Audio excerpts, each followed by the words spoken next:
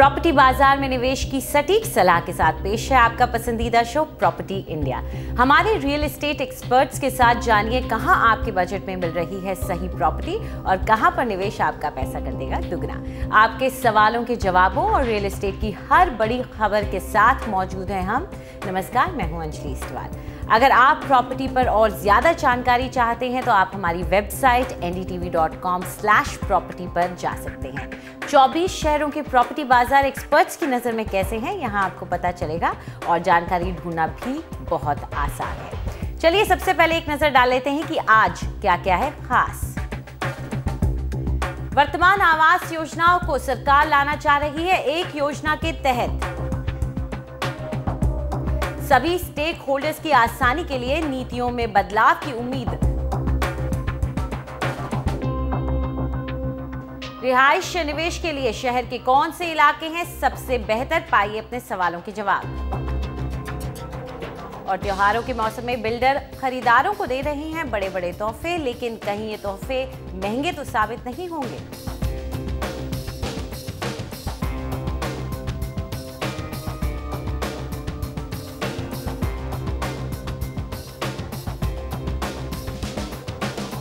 Housing सरकार के एजेंडे में टॉप पोजीशन पर है। ऐसे में नई सरकार जल्द ही एक नया हाउसिंग मिशन लॉन्च करने जा रही है।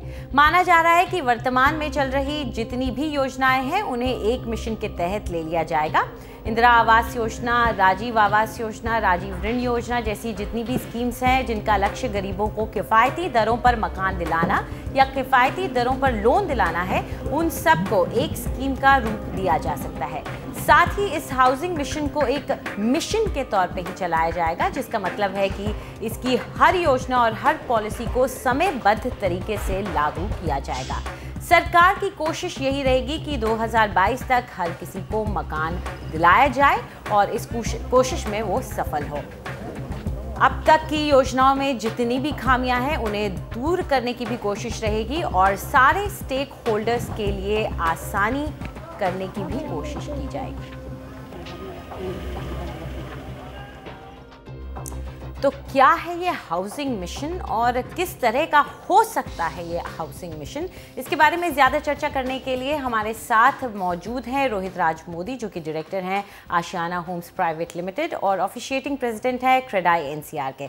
साथ ही हैं अरुण मिश्रा, जो कि फॉर्मर हाउसिंग सेक्रेटरी हैं। आप दोनों का शुक्रिया स्टूडियो में आने के लिए। मिश्रा साहब, सबसे पहले तो आपसे शुरुआत करना चाहेंगे कि क्या वाकई में सरकार को एक नए हाउसिंग मिशन की ज़रूरत है? क्या पुरानी जितनी भी स्कीम्स, योजनाएं, पॉलिसी, मिशंस ये सब हैं जो इतना कुछ चलता आ रहा है वो सब अब बेकार है? हाउसिंग के बारे में मुख्य रूप से 2-3 कार्यक्रम चल रहे थे। देहाती क्षेत्र के लिए इंदिरा आवास योजना जो काफ़ी वर्षों से चल रहा है, और शहरी क्षेत्रों के लिए JNURM के अंतर्गत हम कुछ मकानें बना रहे थे, जिसको कि अभी नया नाम देके राजीव आवास योजना बनाया गया, तथा एक राजीव ऋण योजना भी लागू किया गया था, जिससे कि हम सुलभ दरों पे गरीबों को ऋण उपलब्ध कर सके ताकि वो आवास खरीद सके। ये तीनों अगर जो कि एक हुपा मिनिस्ट्री के द्वारा चलाया जा रहा था और इन रूरल डेवलपमेंट मिनिस्ट्री के द्वारा चलाया जा रहा था, अगर उसे एक मिशन के अंतर्गत लाया जाए, जाहिर है कोई भी कार्य अगर मिशन के अंतर्गत किया जाए तो वह सफल तो होता है, लेकिन दोनों क्षेत्रों की रिक्वायरमेंट अलग अलग है। देहात क्षेत्रों की रिक्वायरमेंट बहुत अलग है, नगरीय क्षेत्रों की रिक्वायरमेंट बहुत अलग है। देहाती क्षेत्रों में अभी तक जो हमारा परिकल्पना रहा है वो केवल यही था कि आप इन्हें सब्सिडी दीजिए, कैपिटल सब्सिडी दीजिए, जिसके द्वारा उन्होंने अपने मकान बना सके। एक सिंपल डिज़ाइन का मकान होता है। नगरीय क्षेत्र में बहुत अलग है। नगरीय क्षेत्र में आपको डिफरेंट स्टेट्स ऑफ सोसाइटी के लिए अनेक प्रकार की अलग अलग व्यवस्था करने पड़ेंगे। जो राजीव आवास योजना तथा जो राजीव ऋण योजना की बात किया जा रहा है, जिसमें कि हम कैपिटल सब्सिडी देते हैं, वो गरीब तबके के लिए, स्लम ड्वेलर्स के लिए है।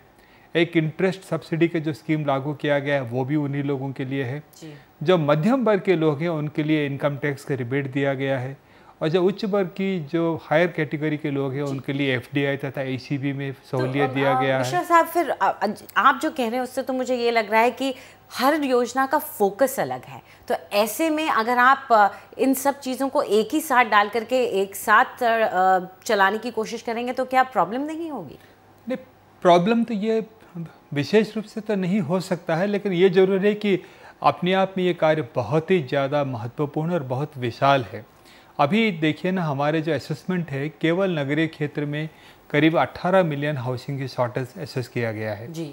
लगभग उतना ही हाउसिंग शॉर्टेज ग्रामीण क्षेत्रों में है। जबकि अभी जो राजीव आवास योजना तथा राजीव ऋण योजना के अंतर्गत हमने योजना बनाए थे, उसमें लगभग 2 मिलियन मकानों को सहायता प्राप्त देना था अगले 10 वर्ष में जी। जो कि कैपिटल और इंटरेस्ट सब्सिडी के माध्यम से दिया जाना है।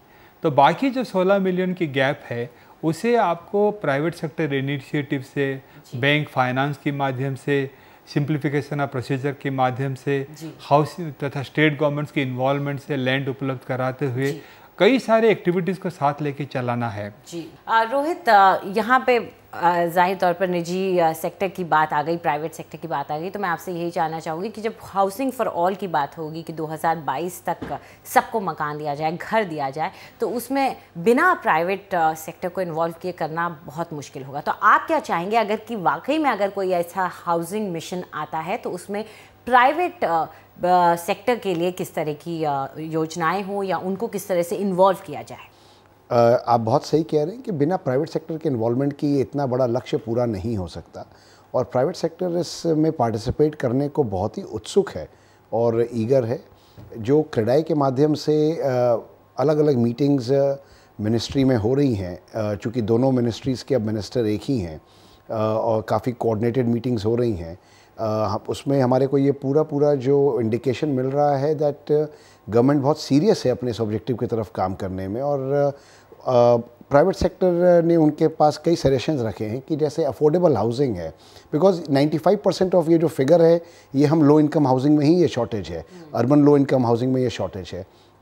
तो हमने काफ़ी उनके साथ में डिस्कशन में रखा है कि अफोर्डेबल हाउसिंग को वाकई में सपना कैसे बनाया जा सकता है, उसके अंदर में FDI के क्या नॉर्म्स चेंज किए जाने चाहिए, उसके अंदर में किस रेट के ऊपर में किस ब्याज की दरों पर डेवलपर को फंडिंग मिलनी चाहिए, उसमें हाउसिंग इंटरेस्ट क्या रेट पर मिलना चाहिए, उसको इंफ्रास्ट्रक्चर का दर्जा दिया जाए। और इस पर गवर्नमेंट काफ़ी सीरियस है और हमें पूरा उम्मीद है कि बहुत जल्दी कई सजेशंस जैसे कि industry status to affordable housing, इस तरह की चीज़ें आ जानी चाहिए। एज अ डेवलपर निजी सेक्टर प्राइवेट सेक्टर से होते हुए क्या आप लोग आज की डेट में अफोर्डेबल हाउसिंग में जाना पसंद करते हैं, और अगर नहीं करते हैं तो क्या वजह है उसकी?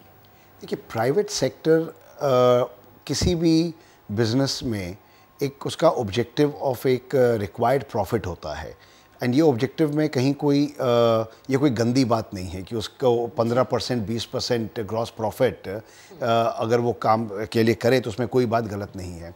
और ये धारणा गलत है कि प्राइवेट सेक्टर डेवलपर्स केवल हाई एंड बनाना चाहते हैं, क्योंकि ये सारे बिजनेसमैन समझते हैं, सारे डेवलपर्स समझते हैं इस बात को कि हाई एंड के अंदर में बाइंग पॉपुलेशन उतनी ही कम है, और जैसे जैसे हम पिरामिड के बॉटम की तरफ आते जाते हैं वैसे वैसे उसका बेस बढ़ता जाएगा। तो अफोर्डेबल या low income housing high volume and low margin का गेम है। इसमें प्राइवेट सेक्टर पूरी तरह से इंटरेस्टेड है आने में, लेकिन उसको पूरा करने के लिए जो लैंड रिफॉर्म्स, जो फाइनेंशियल रिफॉर्म्स की दरकार है, उस पर काम होना बहुत ज़रूरी है। आप क्या मानते हैं मिश्रा साहब, पहला तो ये कि क्या सरकार की अलग अलग मिनिस्ट्रीज़ में इस तरह का समन्वय तालमेल होना मुमकिन है, और दूसरा मैं ये भी जानना चाहूँगी कि आपको क्या लगता है कि अगर इस तरह की स्कीम, एक स्कीम आ रही है, पुरानी स्कीम्स को बदल करके नई स्कीम्स ला रहे हैं, तो क्या ये सिर्फ एक नॉमेनक्लेचर का बदलाव होता है कि अपने नेता का नाम हटा के दूसरे नेता का नाम डालना, क्या यही रह जाता है या वाकई में बदलाव हो सकते हैं? अभी देखिए, जो नया प्लान के बारे में आप बता रहे हैं, स्कीम्स के बारे में बता रहे हैं, उसकी डिटेल्स तो अभी हम लोगों की जानकारी में नहीं है। लेकिन जो स्कीम जो चल रहे हैं, 2 अलग अलग मिनिस्ट्री के द्वारा जो चलाए जा रहे हैं, उसमें इंदिरा आवास योजना सारे राज्य सरकार द्वारा भी काफ़ी इन्वॉल्वमेंट के साथ लागू किया जा रहा है। अब जैसे अभी आपने बताया कि माननीय प्रधानमंत्री जी की इस स्टेटमेंट के बाद इसको तो फोकस तो मिल गया है। अभी आवश्यक ये भी है कि राज्य के मुख्यमंत्री भी इसको टेकअप करें। जहाँ तक एफोर्डेबल हाउसिंग की बात है, एक एफोर्डेबल हाउसिंग टास्क फोर्स बनाया गया था जिसमें बहुत स्पष्ट रूप से रिकमेंडेशंस दिए गए थे कि क्या करना चाहिए, और उसी रिकमेंडेशन के आधार पर कार्रवाई भी हुआ है। जैसे अभी आपने बताया एफडीआई में परिवर्तन करें, ईसीबी में परिवर्तन करें, या लोन इंटरेस्ट सब्सिडी देने में बढ़ाए, ये सारे एक्टिविटीज़ को एक साथ करना पड़ेगा। अगर दोनों मिनिस्ट्री को मर्ज करके एक मिशन के अंतर्गत कार्य किया जाता है तो मुझे नहीं लगता है कि असंभव होगा, और ये बहुत चैलेंजिंग होगा। लेकिन सबसे इम्पॉर्टेंट बात यह है कि जब भारत सरकार द्वारा ये तय किया गया, विशेष करके प्रधानमंत्री जी द्वारा अपने स्टेटमेंट्स में और बाहर भी कहे जा रहे हैं बार बार कि हम हाउसिंग फॉर ऑल बाय 2022 करेंगे, तो ऑलमोस्ट 50% काम तो इसी से हो जाता है कि there is lot of commitment at the government of India level. But ultimately housing एक स्टेट सब्जेक्ट है। पॉलिसी चेंजेस कुछ करने होंगे, विशेष करके सिंगल विंडो क्लियरेंस के माध्यम से कुछ करने होंगे, या किसी प्रकार के सपोर्ट प्राइवेट सेक्टर को सपोर्ट की आवश्यकता होगा। अगर अफोर्डेबल हाउसिंग आप लागू करना चाहते हैं, देना पड़ेगा, तो राज्य सरकारों को भी उसमें बहुत इंपॉर्टेंट रोल प्ले करना पड़ेगा। और हमारे पास एग्जाम्पल्स है, राजस्थान ने किया है, कर्नाटक ने किया है, उड़ीसा ने किया है, मध्य प्रदेश कर रहे हैं, बहुत सारे स्टेट से, गुजरात ने किया है। हालांकि थोड़ा जल्दी होगा ये आपसे सवाल पूछना, लेकिन फिर भी थोड़ा आपसे एक आइडिया लेना चाहेंगे। आप अब तक डेवलपर्स को किस तरह की फील आ रही है? आप लोगों को लग रहा है कि सरकार आपकी सुन रही है और कुछ न कुछ होने वाला है? फीलिंग बहुत पॉजिटिव है, बहुत ज़्यादा पॉजिटिव है। इतनी ज़्यादा एक्सेसिबिलिटी है with the minister and with the जो उनके डिपार्टमेंट के मिनिस्ट्री के जितने सीनियर ऑफिशियल्स हैं।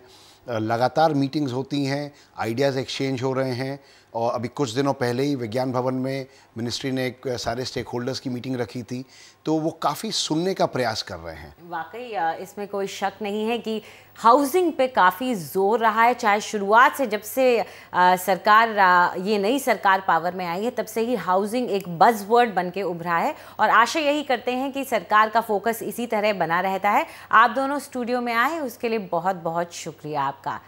वक्त है एक छोटे से ब्रेक का, लेकिन आप लोग कहीं जाइएगा नहीं, क्योंकि उसके बाद प्रॉपर्टी खरीदने और बेचने की आपकी सारी उलझनें हम सुलझाएंगे, आपके सवालों के जवाब देंगे।